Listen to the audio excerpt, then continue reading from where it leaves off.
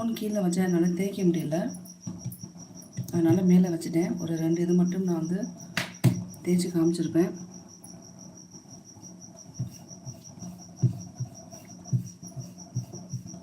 So வெறும் எண்ணெயே தடவி எண்ணெயே வச்சு தேய்க்கணும்.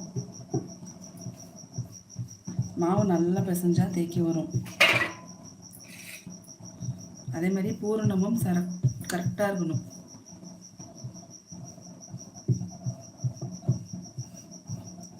பூரணம் வந்து கல் மாதிரி இருந்தால் இனிப்பு சப்பாத்தி வராது. அதே மாதிரி மாவு ஒழுங்காக பிசையலைன்னா உடஞ்சிரும் தேய்க்கும் போது.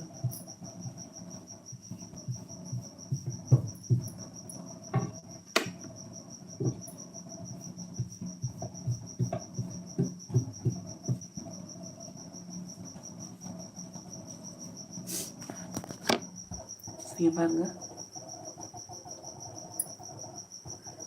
தெரியுதா? ஸோ எல்லா இதுலேயுமே பூரணம் வந்து உள்ளே தெரியும்.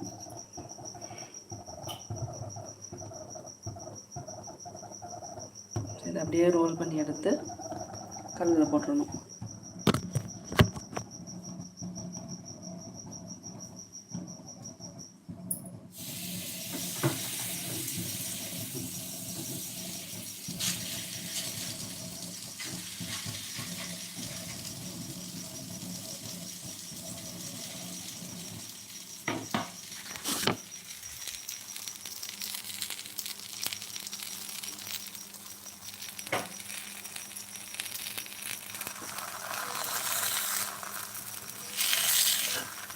சைடில் இங்கே ஃபோல்டாக இருக்குது.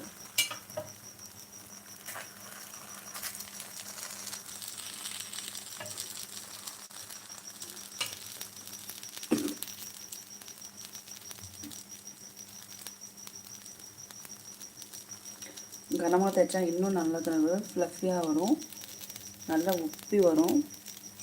நைஸாக தேய்ச்சோம் அப்படின்னா இது மாதிரி கொஞ்சமாக தான் உப்பி வரும். இதை விட நைஸாக எங்கள் அம்மா தேய்ப்பாங்க. யாருக்கு பார்க்கணுன்னு ஆசைப்படுறீங்களோ என்னோடய ஷார்ட்ஸில் போய் பார்த்தீங்கன்னா தெரியும். 1 இயர் பேக் உள்ளது இருக்கும். அதுக்கப்புறம் இடையிலையும் செஞ்சுருப்பாங்க, அதுவும் வந்து நீங்கள் பார்க்கலாம். புரன் பொலின்னு போட்டு சர்ச் பண்ணிங்கன்னா வந்துடும் என்னோடய சேனலில் ஷார்ட்ஸில். ஸோ எண்ணெய் கம்மியாக இருக்குது.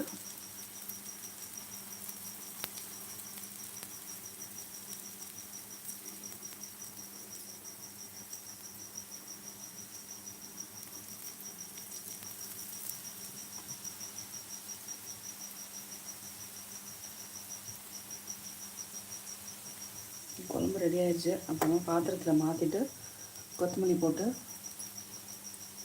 வச்சிட வேண்டியதான். ஸ்டவ் ஆஃப் பண்ணிட்டேன்.